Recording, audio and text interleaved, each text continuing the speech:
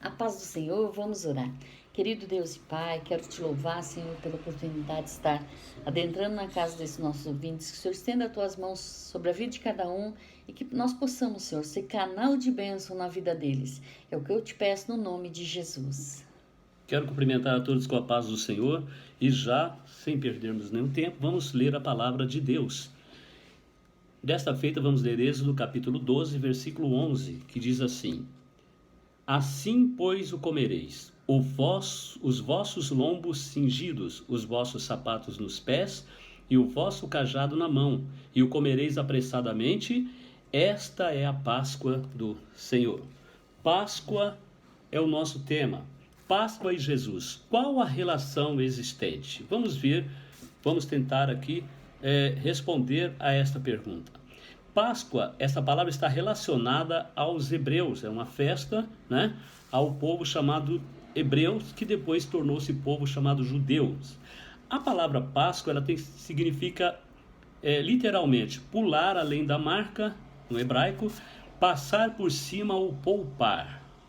Muito bem, surgiu esta Páscoa devido à 10ª praga, após a 10ª praga, quando foi decretada a 10ª praga que, através de Moisés, Deus enviaria ao Egito, sendo a última para que o povo hebreu fosse liberto da escravidão egípcia, que já durava mais de 400 anos.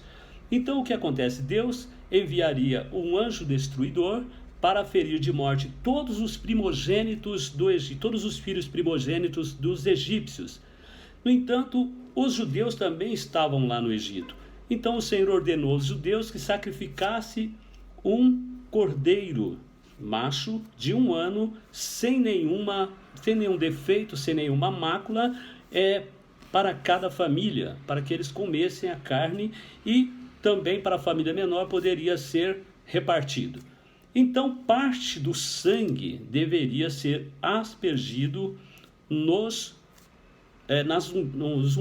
ombreiras, né, e na verga da porta de cada casa, de cada hebreu, de cada família dos hebreus. Muito bem.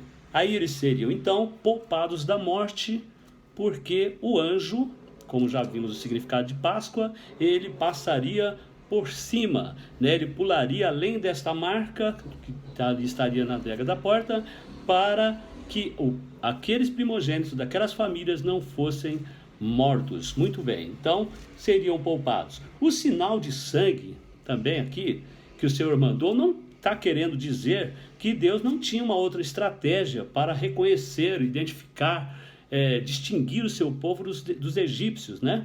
Mas aponta, no caso aqui, é simbólico e fala sobre obediência, e fala também, aponta para o Cordeiro de Deus, Jesus, que veio depois, né, para nos purificar através da redenção no seu sangue. Então, é simbólico isso daqui, né? Tudo simbólico nessa Páscoa.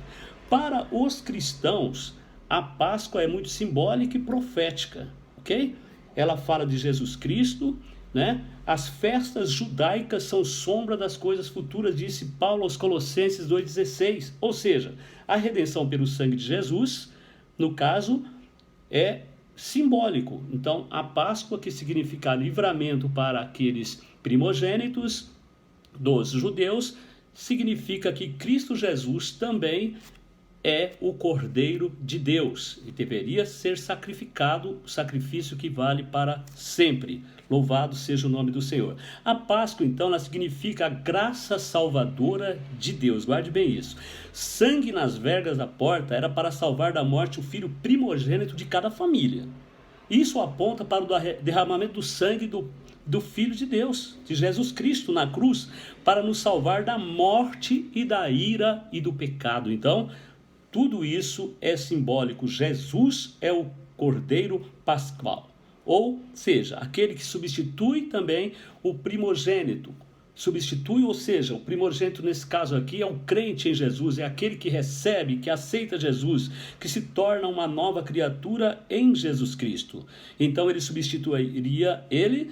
1 Coríntios 5,7 diz que Jesus é a nossa Páscoa. Olha que maravilha. Romanos 3,25 diz assim: Deus propôs redenção em Cristo para propiciação pela fé no seu sangue para a remissão dos pecados. Sem Jesus não há salvação. E sem derramamento de sangue, diz a palavra de Deus, não pode haver remissão de pecados. As famílias israelitas elas deviam alimentar-se do cordeiro, significando que o sacrifício que eles faziam, né? Eles se alimentariam do cordeiro, que simboliza ali Cristo Jesus. Então, somente o sacrifício feito uma vez, a morte na cruz, que foi um sacrifício eficaz, seria totalmente suficiente para salvar aquele que crê no Senhor. Recebe a Cristo, é salvo e passa a se alimentar do Cordeiro Pascual, ou seja, de Jesus, que é a nossa Páscoa. Aí, nós que somos cristãos, nos nossos dias, realizamos a ceia do Senhor como memorial. Isso aí está lá em 1 Coríntios 11, 24, que devemos, uma vez por mês, né, nós temos que nos reunir.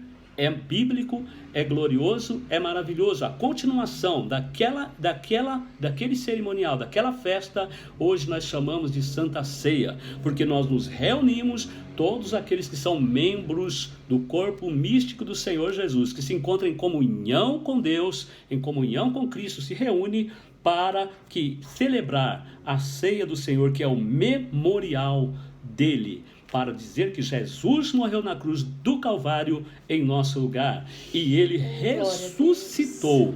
Portanto, todo aquele que nele crê é salvo, é liberto. Ele é a nossa Páscoa. Se você entendeu, receba Cristo Jesus. Ele quer salvar a tua alma. Quem sabe hoje, quem sabe agora. Se você quiser, aceite-o, pois ele é suficiente Salvador da nossa alma. Que Deus nos abençoe em Cristo Jesus.